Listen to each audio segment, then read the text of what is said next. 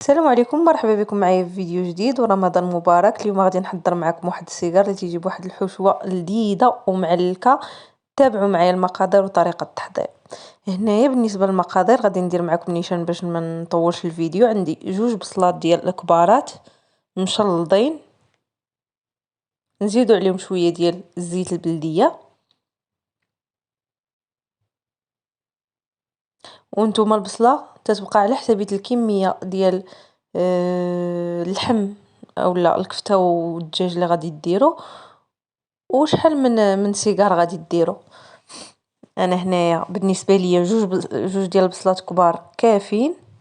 هنا غنضيف شويه ديال الملحه وشويه ديال البزار، نخلي البصيله ديالي تشحر مزيان. هنا كما تتشوفوا من بعد ما تشحرات غادي نضيف عليها الكفته،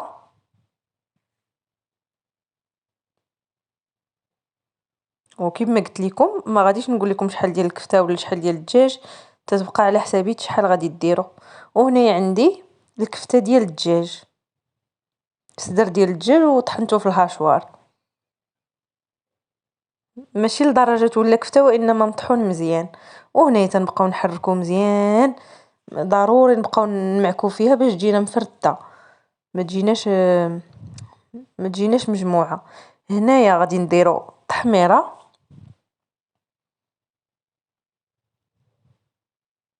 شويه ديال سكينجبير وشويه ديال الخرقوم. وهنايا ضفت الثوم بودره،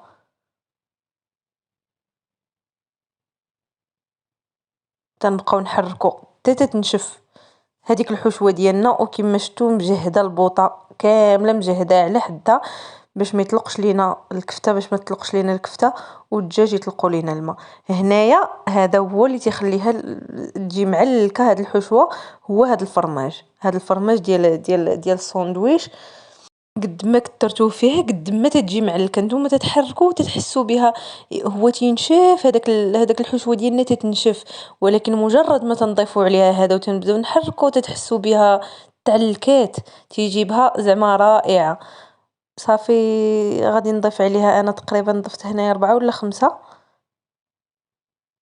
وتنخليهم حتى تيذوبوا. هذاك راه اللي تيبان لكم غير الزيت ماشي الماء، غير الزيت اللي طلقات لينا، هذاك الدهون اللي طلقات لينا الكفته ديالنا، والزيت البلديه اللي ضفت. صافي هنايا غادي نبقى نحرك وغادي نطفي عليها العافيه، وداك الفرماج ديالنا غيذوب بديك السخونه. فاش نديرو الفرماج تحسوا بديك التعليكه. نتمنى تجربوا هذه الحشوه، غادي تعجبكم ان شاء الله. صافي تنخليو الحشوه ديالنا تبرد. الشعريه الصينيه صفيتها وقطعتها مزيان بالمقص حتى ولات رقيقه، وخلطتها مع الحشوه. والحشوه ديالنا كما قلت لكم تكون بارده. ها هي، ما ضفتش عليها الزيتون ولا الهريسه. ما بغيتش نتلف لها داك المذاق ديالها، بداك الفرماج كافي.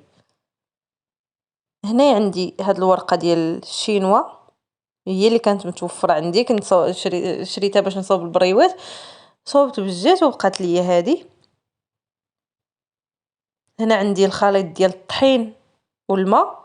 الطحين والماء بالنسبه اللي بغى يقليها، اما حتى لما كنتيش غادي تقليها ماشي مشكل، غير ديري ديك التنيه لتحت، دهني الطاوه بالزبده وديريها وما غاديش تحل.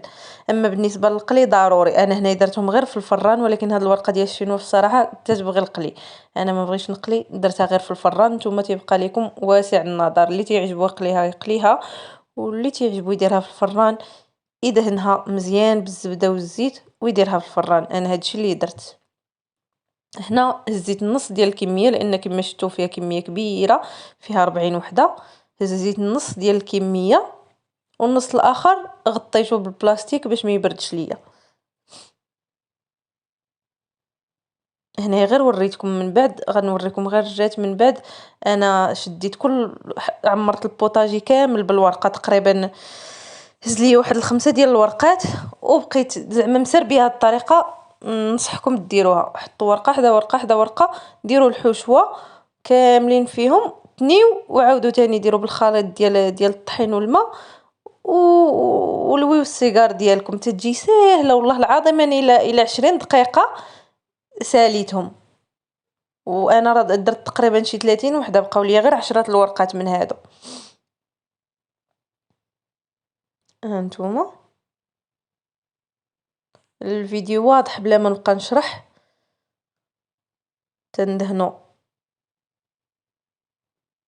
هذاك الجنب التحتاني ديال الورقه وتلويو السيجار ديالنا.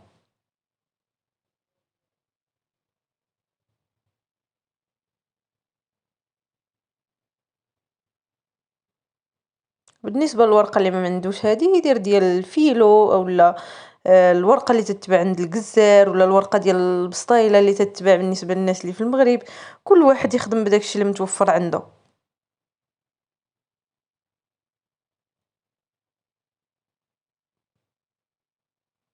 هاد الورقه باش زوينه شوفوا تنجر فيها وما تتقطعش، ما تتقطعش. هذيك اللي تتبان لكم تما ماشي مقطعه، غير ملويه. هذيك اللي وريتكم غير في الفريغو كانت فوقها شي حاجه تقريبا ودارت فيها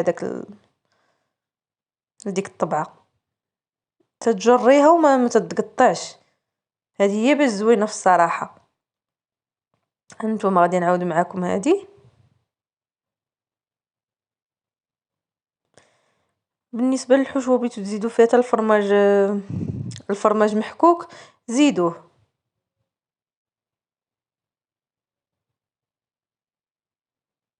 ونفس العمليه تنعاودوها حتى تنكملوا الكميه ديالنا ان شاء الله.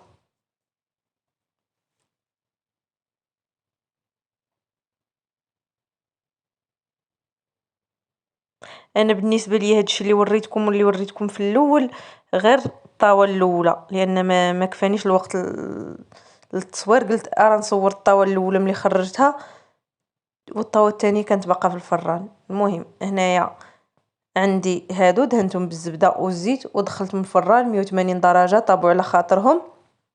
وهذا هو الشكل النهائي ديالهم. كما قلت لكم انا سبقت الاحداث صورت غير الطاوه الاولى، الاخرى كانت باقا في الفران. لان لما صورت في هذه الوقيته ما كنتش غادي نصور، راكم عارفين فاش يقرب المغرب تيولي الضغط. يا رب تقبل منا ومنكم الصيام ان شاء الله. ولا عجبكم الفيديو ديالي ما تنسونيش من لي لايك، ونتلاقاو في فيديو اخر ان شاء الله. رمضان مبارك، الله يعاونكم.